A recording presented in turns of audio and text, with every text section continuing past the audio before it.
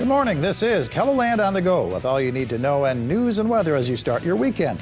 We also have your boredom busters coming up, but first, our top story. Licensing applications for medical marijuana dispensaries in Sioux Falls are now available. The city made the applications available so interested parties can get started on what could be a long process. City Attorney Stacy Koistra says the city is not accepting the applications just yet, but will soon. We don't know if we're going to get 3 or 5 applications or 50. At some point, there are 5 licenses that will exist. The City Council capped the number of dispensaries in Sioux Falls at 5. The application process includes background checks, a security plan, and $75,000 in fees. Governor Kristi Noem says she'll relaunch the state's review of social studies standards after it was bogged down in controversy. Noem said she has set aside the standards proposed by the Department of Education and told the department to restart the process. A work group spent months crafting new social studies standards. When the plan was forwarded to the Education Department, some elements involving Native American history and culture were removed. Rather than taking the next step and holding public meetings, Noem put the process on hold last month. On Friday, she announced she wants to start over from the beginning. To take a closer look at what that will involve, go to our KELOLAND.com original report. Friday Night Lights took on a shade of pink to kick off Breast Cancer Awareness Month. The Canton Seahawks football team sported these pink jerseys last night in their game against West Central. The jerseys were auctioned off during the game to help cancer patients. While the jerseys were sold to the highest bidders, the Canton football team players will still wear their pink socks through the rest of this month.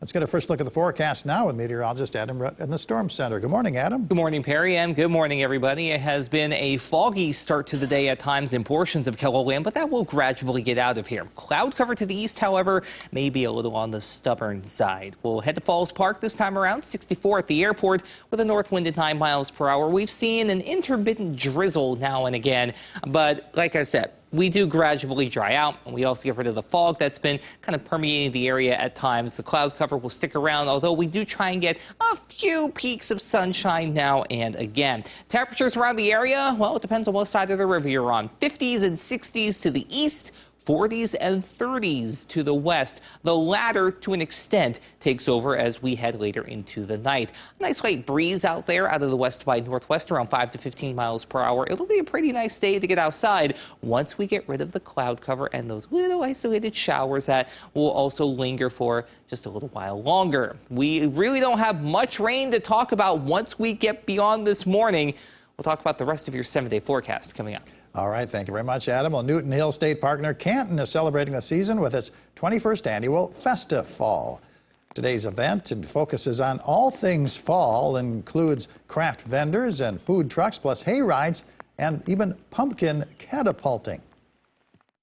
We kind of have a target set up, and we have the kids, safe distance away, pull the string and let the pumpkin go, and the goal is to hit the outhouse that we set up, and we usually get a pretty big line, and it's a lot of laughs, and it's a really good time. They take a couple outhouses, and I think they have 2 catapults, and they catapult pumpkins, and if the kids hit the outhouse, they give them $1.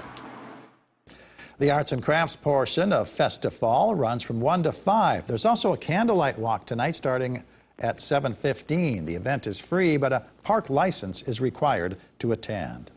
The Showcase of Remodeled Homes and Outdoor Living Showcase features 16 projects in Sioux Falls, Valley Springs, Harrisburg, and Hartford. The hours are from noon to 5 today and Sunday.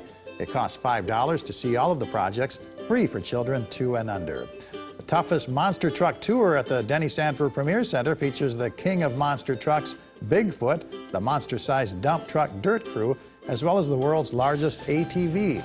The high-flying, gravity-defying freestyle motocross team will also perform. The action starts at 7:30 tonight. Tickets range from $20 to $35. The Festival of Bands in Sioux Falls features bands from South Dakota, Iowa, Nebraska, and Minnesota. The parade competition goes from 8 to noon next to Koval Lake. Admission to the parade is free.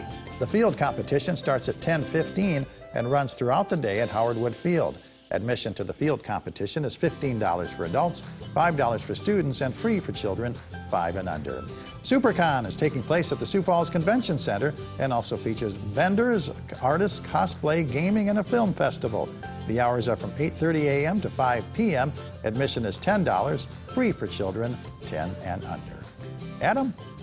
Well, we're going to have a little bit of cloud cover to deal with as we head through the morning and afternoon, especially along and east of the James River Valley. To the west, we'll have more sunshine, so we'll at least have that working in our favor. So that being said, you'll just want to keep that in mind as you go about the start of your day. The further east you go, there are those little isolated showers toward Watertown, Brookings, and Tracy.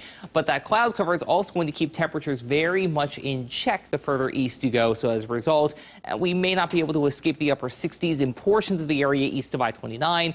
Total line of 80 further west, where we get in on a lot more sunshine. But everybody gets in on one other thing, and that's a lack of rain over the next several days. High pressure at the surface and the loft will combine to keep things bone dry for the next several days. You can see that ridge starting to really set up shop over the central United States, bookended by low pressure off of St. Louis, Missouri, and off the California coastline, creating what's called an omega block. That's going to keep us very dry through at least Thursday. Then we get a trough that's going to dig into the Pacific Northwest and try and pivot eastward. We'll send a couple of rain chances our way, but unfortunately it's not for everybody. It's mainly going to be the further east you go. Everybody also gets in on above average temperatures for the next several days. Again, we try to flip the script as we head beyond the 7-day outlook, but overall, chances are going to skew toward above average temperatures sticking around for a while, whether it's by a little bit or a lot. You can see those blues, though, starting to pop up more and more toward Oregon, Nevada, and to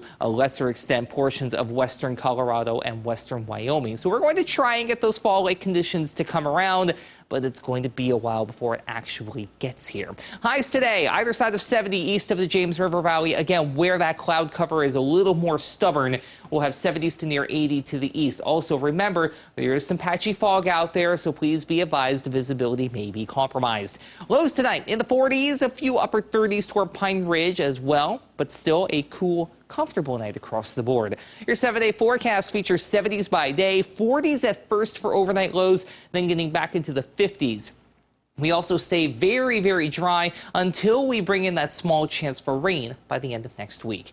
Have a great day, everybody. For more on your local news, weather, and sports, you can always head on over to KELOLAND.com.